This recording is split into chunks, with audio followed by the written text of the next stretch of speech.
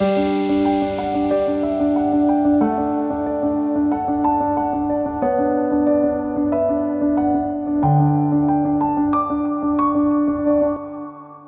առավոտ Երևան։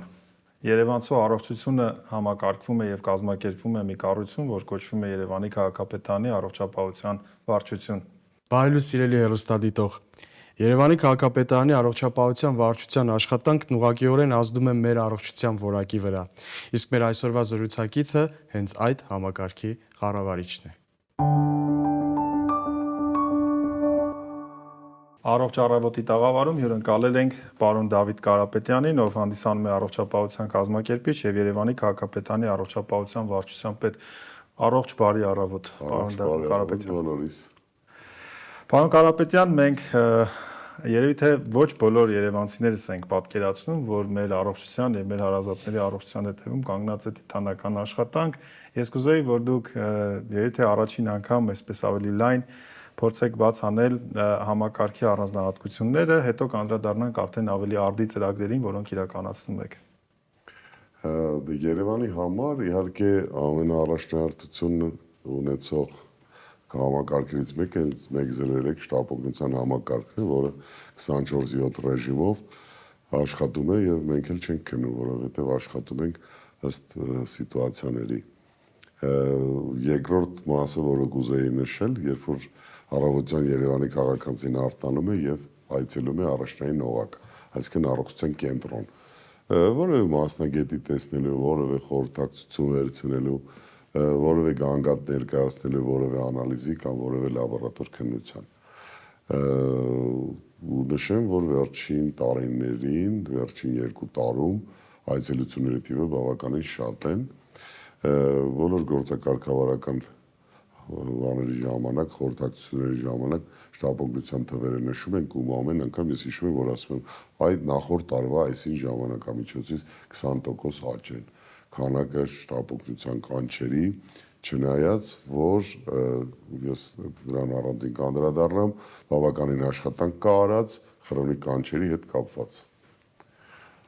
Դե մեր հիվանդանոցային օղակն է, որը սովորական հիվանդանոցային օղակ է, ոնց որ մասնավոր սեկտորի առողջապահության նախարարության հիվանդանոցային օղակը, բայց նույնպես ծանրաբեռնված աշխատում է, որովհետև բոլորս գիտենք, որ Նոր Քմարաշ բժշկական կենտրոնը սրտի եւ սիրտանոթային պաթոլոգիաներով մեր բուժառուների համար ամենածանրաբեռնված բժշկական կենտրոնն է եւ ինչպես արդեն նշել ենք բազմաթիվ անգամ մեր տարածաշրջանում մրցակիցը չունեցող։ Պարոն Կարապետյան, ինչպես դուք նշեցիք, առողջապահության համակարգը Երևանի բավականին կառավարման համակարգը բազմաշերտ է, այլ ինչպես է ձեզ հաջողվում կառավարել այդ ամբողջը։ Հաջողությունները կախված է միայն թիմի հետ։ Այդ ամբողջ թիմը, որ աշխատում է, բոլորը գիտեն իրենց անելիքները, բոլորը գիտեն իրենց պատասխանատվության չափը, բոլորը գիտեն ինչ աշճանի պետք է։ Օրինակի համար մենք նախորդ տարի որոշեցինք, որ պետք է Երևան քաղաքում պատվաստումների, այսպես ասած, իմունիզացիայի տոկոսը բարձրացնենք։ Մենք որոշեցինք եւ կարող եմ ասել, տեղ կար որ 1% էր ընդհանրապես, բայց նույնիսկ առողջապահության համաշխարհային կազմակերպությունը արձագանքեց դրան։ Այսինքն 1%-ը նույնպես ցուցանիշ էր եւ ասաց, վերեք փորձի փոխանակում անենք մյուս երկրների հետ, որովհետեւ տեղեր կա, որ ընդհանրապես չէր շարժվում։ Այդ ամբողջ համակարգը սկսած առողջապահության վարչությունից եւ տնօրեններով, տնօրենների խորհրդով ամբողջ օրը իրար հետ կապի մեջ են։ Դա կլինի հիվանդների հետ, բուժառուների հետ կապված որևէ խորհրդատվություն, դա կարող է լինել, չգիտեմ, արյան խմբի հարց կամ արյան, չգիտեմ, պլազմայի հարց, դա կարող է լինել դեղամիջոցի հարց, դա կարող է խորհրդատվության հարց լինել, ցանկացած ամբողջ թիմը 24 ժամ միասին աշխատում են։ Հաջողության գաղտնիքը միայն այդ ընդհանուր կուր համակարգի մեջ է։ Շնորհակալություն, այսպեսի մի հարց ունեմ, նշեցիք շտապօգնության մասին, ինչը չեմ կարող չնշել, որտեղ ես ինքս կլինիկական օրդինատուրայի տարիներին 4 տարի աշխատել եմ Երևանի շտապօգնության կենտրոնի ենթակայանում եւ ինքս էլ տեսել եմ այդ փոփոխությունները, սկսած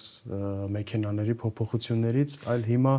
բավականին կանչերի առումով սպասարկումը, մեքենաների առումով, բավականին կանչերը սկսել են արագ սպասարկվել իհարկե եւ կանչերի քանակի նվազում էլ կա վերջին հայտարարություններին հետևելով։ Սխալ եմ ասում։ Չէ, նորմալ է։ Մենք նայեք, մենք ու միշտ բոլոր ժամանակներում եղել են քրոնիկ, այսպես ասած, կանչեր, որոնք վերաբերում են այն մարդկանց, որոնք միգուցե միայնակ են, միգուցե չեն հասցնում, միգուցե ինչ-որ պանիկ ատական են, տագնապային ինչ-որ վիճակներում են, եւ այդ մարդիկ մշտապես շտապօգնություն 102-ը հավաքել են, շտապօգնությունը միայն մոտեցել է, բայց անելու բան չի ունեցել։ Ծախս, ռեսուրս, մենք այդ ամեն ինչը փոխանցեցինք առաջնային օղակ ու սկսեցինք հետևողական աշխատել այդ մարդկանց հետ։ Այսինքն այդ մարդը, որը շաբաթվա ընթացքում, ասենք 15-20 կանչ է տալիս, այդ մարդուն շաբաթվա մեջ 2 անգամ առաջնային օղակից ընտանեկան բժիշկը կամ թերապևտը այցելում է։ Կարիքը կա նեղմասնագետն է այցելում, փորձում են բավարարել պահանջը, որպեսզի այդ մարդը նորից 103 չզանգի։ Սա կանչերի նվազման առումով, սա որպես առավելություն է, որպես հաջողություն եմ գրանցած, հաջողություն եմ արձագանքում, բայց մենք գիտենք, որ մեր քաղաքը մեծացել է, մենք գիտենք, որ միգրացիա կա, շրջաններից միգրացիա կա, մենք բռնի տեղահանվածների միգրացիա ենք ունեցել եւ քաղաքը մեծ է, այն թիվը, որը որ գրած է, այդքան չի, մեր քաղաքը մեծ է, կանչերի առումով։ Այո, պակաս են նաեւ որոշակի տեղերում բրիգադներ, մենք ունենք խնդիրներ մեքենաների հետ, որովհետեւ ծանրաբեռնվածությունը Երևան քաղաքի բոլոր տեսակ մեքենաներով ուղղակի անտանելի է։ Եվ դա լրացուցիչ խոչընդոտներ է ստեղծում, բայց մենք պակասացնելով այդ կանչերը փորձում ենք հիմա մեքենաները պահել տարբեր վայրերում եւ նշած էլի մի քանի տեղ ունենք, որտեղ մշտական տեղակայվեն, որպեսզի փորձենք Երևան քաղաքը բաժանել ինչ-որ շրջանների, որ ամեն այսպես ասած պիկ ժամերին կարողանան ժամանակին հասնեն։ Մտածել ենք նաեւ ուսումնասիրել ենք փորձը շտապօգնության մոպեդներով ծառայության մատուցման։ Մի քանի բան փորձում ենք չափորոշիչի մեջ փոխել, մրցույթ արդեն հայտարարել ենք մոպեդները կլինի պիլոտային ծրագիրը, որովհետև մենք հասկանում ենք, որ այո կլինեն նաև բժիշկներ, որոնք բոլոր չեն որ պատրաստ կլինեն մոպեդով գնալու կանչի, որտեղ մենակ պետք է գնա կանչի, իվան չի կարող տեղափոխել, բայց ես նորից եմ կրկնում Հայաստանի Հանրապետության Երևանի քաղաքացու կյանքը 1 րոպե շուտ հասնելով փրկելը մեր առաջի գործն է։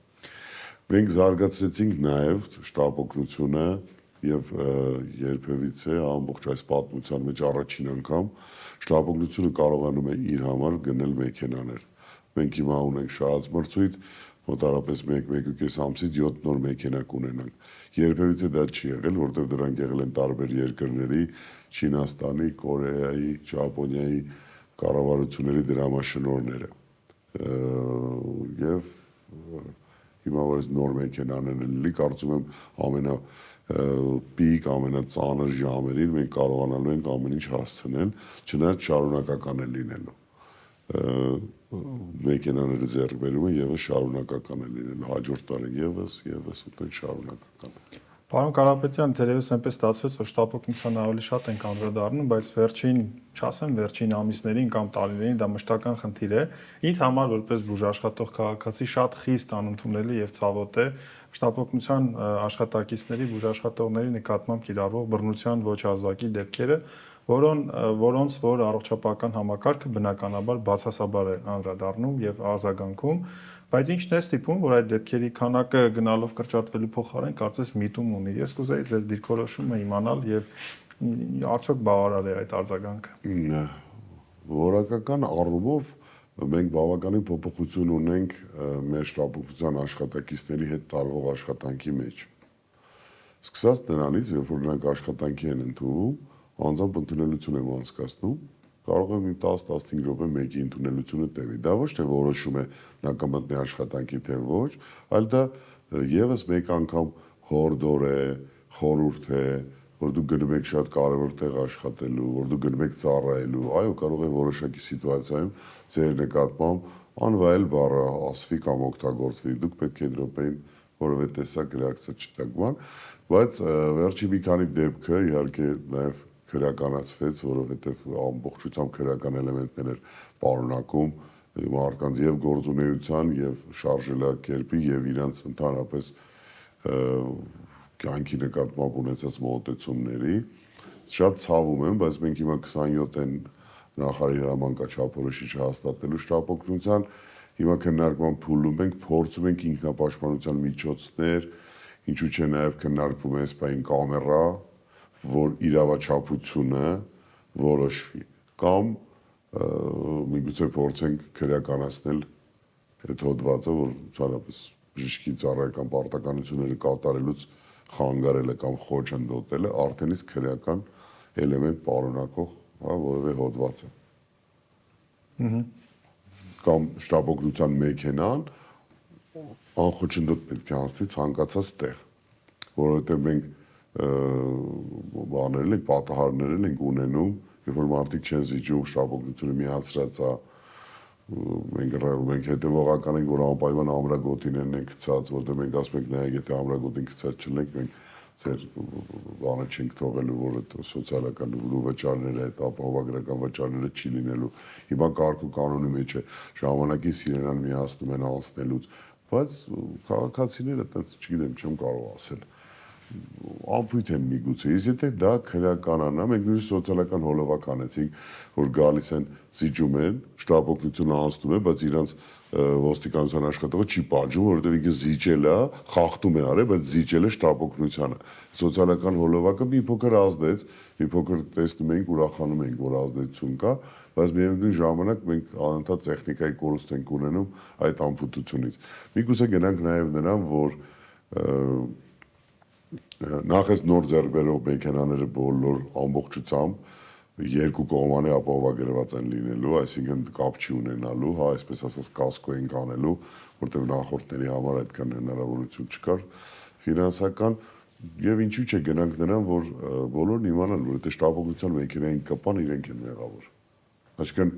մենք ոնց է եղել արտասահմանում տեսնում ենք շտապօգնության սիրենան միանում է, բոլորը քաշում են աչքի վրա կանգնում են, սպասում են թե տեսնեն որտեղից է գալու մեքենան։ Ոչ թե մենք քշում են, մեկի վայ խփեց։ Մարդկային կյանքի արժևորման եւ ընդհանրապես մենտալիտետի քաղաքի ցելիարուսադիտող բոլոր նրանք, ովքեր այս պահին են միացել, խոսում ենք Երևան քաղաքի առողջությունից, հյուրընկալել ենք Երևան քաղաքի առողջապահության վարչության պետին, պարոն Դավիթ Կարապետյանին, երևի անդրադառնանք Բժիշկ Ամիրյան, նաեւ այլ ծրագրերին, հա, կրթական ժամանակակից ներկա ծրագրերին։ Այո, ինչ ծրագրեր կան ապագայում, պարոն Կարապետյան, ինչպիսի համագործակցություններ կան միջազգային ասպարեզներում եւս խնդրում եմ, եթե կան այդպիսիները նշեք։ Որակապես փորձեցինք անցյալ տարվանից ու ստացվում է այն համայնքի բյուջեով նախատեսված բժշկական սարքավորումները, որոնք պետք է ձեռք բերվեն մեր առողջապահական հաստատությունների համար, որակական փոխեցինք տեխնիկական բնութագրերը, որպեսզի ունենանք բացառապես ոչ միայն վերջի սերնդի, այլ լավագույն բաները ներկայացնող, բրենդերը ներկայացնող բաներ, բժշկական սարքավորումներ, ոնց որ թե հաջողվել է, այսինքն մենք ունենալու ենք բոլոր տեղերում, որպեսզի բոլոր առողջության կենտրոններում լինեն ամենավերջին ռենտգեն սարքավորումները, ամենավերջին ուլտրաձայնային սարքավորումները, ամբողջապես թարմացրել ենք լաբորատոր հատվածը, անձամբ մասնակցել եմ մի քանի ցուցահանդեսի արտասահմանում, պայմանավորվածություններ ունենք, բերել ենք արդեն հիմնարկումներ դրված է ամբողջ սպեկտրը, որպեսզի ես միշտ ասում եմ, մենք մրցակցության մեջ ենք եւ որպեսզի որևէ լաբորատորիա չորոշի, որ կարող է որևէ առողջության կենտրոնի դիմացի մայթին որևէ լաբորատորիա հիմնել, ամբողջությամբ անում ենք ներսը։ Այսինքն քաղաքացին այլևս չի ուզելու պետպատվերի շրջանակներում, ասենք լաբորատորիա հետազոտություններ հանձնելու պարագայում, մի հատ էլ անցնի մայթը, մյուս ձեռքից հանձնի նա։ Եվ մրցակցային դաշտում եւ մենք ստեղծել ենք, որպեսզի մեր քաղաքացին Երևան բնակիչը մի կետից մաքսիմում շատ բժշկական հետազոտություններ եւ ծառայություններ ստանա։ Այն մյուս հատվածը, որտեղ հնարավոր չէր զարգացնել, մենք մասնավորի հետ ենք համագործակցում։ Նորմալ համագործակցություն է, որովհետեւ այդ պարագայում այն պետպատվերը ամբողջությամբ, որ մշտապես ծանրաբեռնված է եղել պոլիկլինիկան ֆինանսապես այդ պետպատվերի, հա, որտեղ բավականին շատ է։ Հիմա նրանք ամբողջությամբ դա անում են վճարովի ծառայություններ են մատուցում, վճարովի ծառայություններից տոկոս են տալիս առողջապահական հիմնարկին, ինչպես նաև վարձավճար են տալիս իրենց զբաղեցրած տարածքի համար։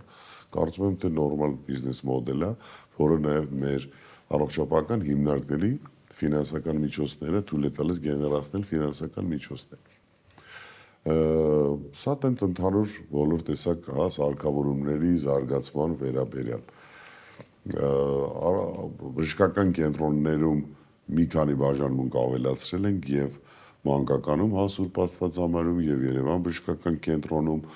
աչքի բաժանմունքներ ենք համալրել, վերջի սարքերը, որոնք նույնպես տարածաշրջանում չկան, աչքի էսկիմեր լազեր կա վերջի ձեռք բերած, մեծ թափով զարգանում է Աստվածամայրը, Նոր Գմարաշ բժշկական կենտրոնում հիմա նորից արհեստական սրտի ծրագիրը մեկնարկում ենք, ամբողջ Երևան քաղաքի համար առողջ սրտի քաղաք Երևան ծրագիր ունենք։ Միջազգայիններից, ճիշտ ասած, շատ այդպես առողջ քաղաք Երևան, այնպես երազանքի պես մի բան, մի ծրագիր էինք մեկնարկ ուզում էինք տայինք սեպտեմբերին, համընկավ 23 թվականի հետ այդ բռնի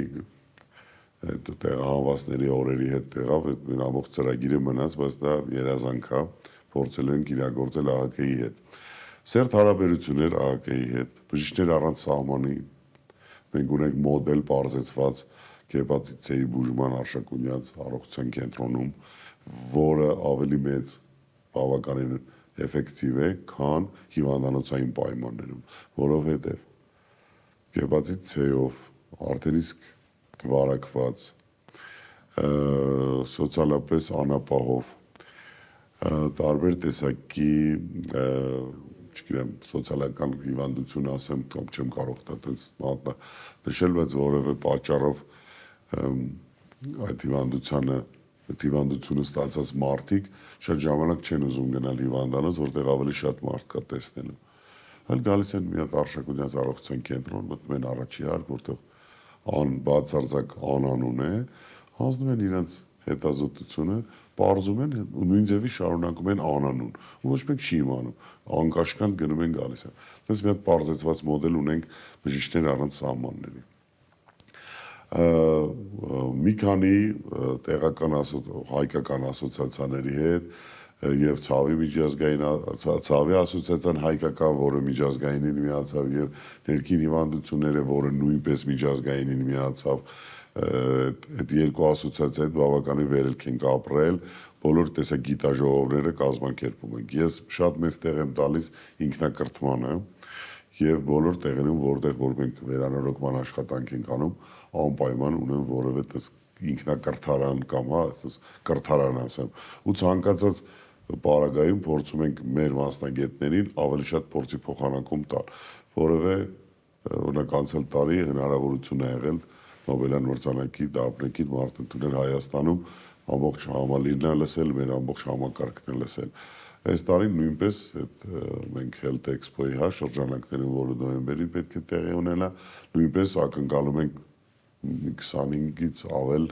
միջազգային ճանաչում ունեցող մասնագետների, որոնք միգուցե տարբեր խմբակներում կամ ինչ-որ մի ձևի փորձելու ենք մեր համակարգը էլի կրթել, բերել միջազգային ստանդարտի, բերել միջազգային փորձի փոխանակության։ Կարևոր եզրակացություն, որ կարող ենք անել, որ առողջապահության համակարգը Երևան քաղաքի համակողմանի եւ համապարփակ է փաստորեն զարգանում, դուք նշեցիք հատուկ ամենօրյա խնդիրները, բժշկական ծառայությունները, հանրային առողջապահական, ռազմավարական մի շարք ուղղություններ եւ ամենակարևորը կրթության եւ գիտության մասին խոսեցիք, որի պակասը եթե առողջապահությունը երբեք չունի։ Սիրելի երևանցիներ, ինչու եմ շեշտում երևանցիներ, որովհետեւ այսօր խոսում ենք առողջ Երևանի մասին, խոսում ենք Երևան քաղաքի առողջապահական համակարգի մասին, նրանք ովքեր հենց նոր մեզ միացան, առողջ առավոտ բոլորիս, մենք հյուրընկալել էինք Երևան քաղաքի քաղաքապետարանի առողջապահության վարչության պետ պարոն Դավիթ Կարապետյանին եւ կարծում եմ բժիշկ Ամիրյան մենք հերոստատողի հարցը հղենք։ Այո, եւ մեր հերոստատողը ունի հարց, պարոն Կարապետյան, ով կարող է օգտվել համայնքային պոլիկլինիկաների անվճար ծառայություններից եւ արդյոք կան թարմացված ցանկեր։ Տարբերված ցանկեր, ցանկացած մեր յուրաքանչյուր քաղաքացի կարող է օգտվել, նույնիսկ այն մարդիկ, ովքեր այլ երկրի քաղաքացի են, բայց մշտական բնակության փաստաթուղթ ունեն, նրանք նույնպես օգտվում են անվճար բոլոր այն ծրագրերից, ինչը իրականացվում է պետության կողմից երաշխավորված առաջնային օղակում, բոլորը կարող են օգտվել։ Իսկ ես մի փոքրիկ ձեր թույլտվությամբ Բժիշկ Ավետիսյան հարցի ավելացում անեմ։ Ինչ կարծիք կա առաջնային օղակներում նեղ մասնագետների քանակի ավելացումը, խոսքս օրինակի համար ունենալու մշտական անոթային վիրաբույժ, ունենալու ուրոլոգի հաստիկ, հա, որ մեր բուժառուները չանցնեն այդ շեմը, եթե կա նույնիսկ հնարավորություն այդ ամեն ինչից առաջնակի շրջանում օգտվել անվճար, նոր հետո դիմել արդեն համապատասխան կլինիկա հետագա բուժում կամ հետազոտություններ անցնելու համար, արդյոք կա այդպիսի գաղափարներ։ Չափորոշիչները առողջապահության նախարարության գործառույթներում է, մենք համարյա թե բոլոր տեղերում մասնագետներ ունենք։ Ես նշեմ նաև մեր այդ ուղղություններից մեկը մեր մոտ միայն 24 թվականին 354 նեղ մասնագետ, ոչ մի տնտեսական գործունեություն բան, միայն նեղ մասնագետ ընդունվել է մեր համակարգ։ Ես ուղղակի թվերը հանեցի, այսինքն այդքան մենք պակաս ունեինք։ Մեծ առողջության կենտրոններում բոլոր մասնագետները համարյա թե ունենք, եթե չկա չի հիմնավորիչ որ լիցենզիայի մերժում կամ մի բան, որը նույնպես անում ենք, անոթային վիրաբույժ ունենք, խոսքը պոլիկլինիկ ծառայության մասին է, չէ՞։ Բայց դրանք անվճար չեն։ Գիտեք, պետությունը որոշակի հատված երաշխավորել է։ Դա այդ մինիմալն է։ Դրանից հետո ոնց որ ամեն տեղ ընդունված է,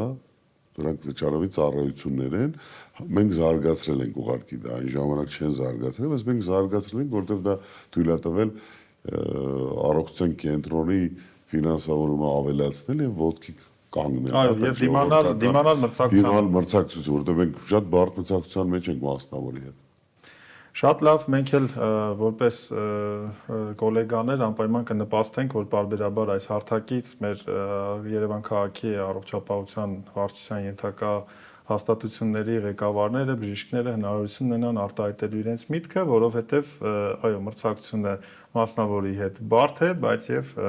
կարծում եմ, որ ճիշտ ճանապարհին ենք։ Շնորհակալություն։ Այժմ դիտենք տեսանյութ, որը պատմում է Երևան քաղաքի առողջության կազմակերպման մասին, որից հետո կշարունակենք։ Երևանը միայն գեղեցիկ ճարտարապետություն ու մշակույթ չէ, այն ապրում է շնորհիվ մարդկանց։ Իսկ առողջ Երևան ունենալու համար անհրաժեշտ է ամուր, կազմակերպված ու պատասխանատու առողջապահական համակարգ։ Այդ համակարգի հիմքում կանգնած է Երևանի քաղաքապետարանի առողջապահության վարչությունը։ Այս վարչությունը, որ հաճախ աչքից հեռու է աշխատում, իրականում ամենօրյա լրակյաց ու հետևողական պայքարի մեջ է երևանցու առողջության համար։ Ոչ միայն առողջության կենտրոններ, ոչ միայն շտապօգնություն կամ կանխարգելիչ ծրագրեր, այլ ամբողջ քաղաքային առողջապահական ցանցի կառավարում, վերահսկում եւ զարգացում։ Վարչությունն է համակարգում մեր մանկաբուժական ծառայությունները, հղի կանանց աջակցությունը, տարեցների խնամքը, անվճար կանխարգելիչ զննումները։ Երբեմն այդ աշխատանքը շատ պարզ տեսք ունի՝ մատչելի պատվաստում, հստակ կազմակերպված ակցիա, անչափահասների աջակցության ծրագիր։ Բայց իրականում դրանց ետևում կանգնած է բարձր պատրաստվածություն ունեցող մասնագետների թիմ, նպատակ ունենալով ապահովել մեկ բան, որ Երևանում առողջ ապրելը իրական հնարավորություն լինի բոլորի համար։ Քաղաքային առողջապահության վարչությունը նաև համագործակցության կամուրջ է պետական եւ մասնավոր հատվածների, բժշկական հաստատությունների, ուսումնական կենտրոնների, միջազգային գործընկերների միջև։ Եվ հատկապես վերջին տարիներին COVID-ից հետո երևաց ինչ կարևոր է, որ առողջապահության քաղաքականությունը լինի կազմակերպված, ժամանակակից ու մարդակենտրոն։ Այս վարչության ամենօրյա աշխատանքը թե Երևանցու տանը, թե կլինիկայում, թե համայնքային կենտրոնում կառուցում է ոչ միայն առողջ ծառայություններ, այլ առողջ վստահություն։ Եվ եթե մենք այսօր ունենք քաղաք, որտեղ կարելի է ստանալ տարաբնույթ եւ շարունակական բուժօգնություն, դա նաեւ շնորհիվ այն մարդկանց է, ովքեր առանց բարձրաձայնելու, բայց մեծ նվիրումով պահում են քաղաքի սիրտը, առողջապահությունը։ Երևանի քաղաքապետարանի առողջապահության վարչությունը ոչ միայն համակարգող կառույց է, այլ առողջ Երևան ունենալու երաշխիքներից մեկը։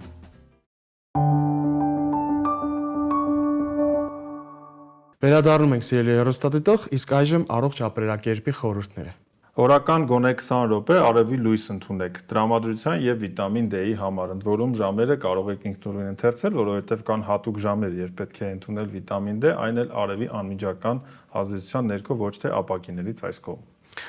Ավելի հաճախ ընտրեք ոտքով քայլելը, թեկուզ 1 կանգառով ավել։ Այսօրվա մեր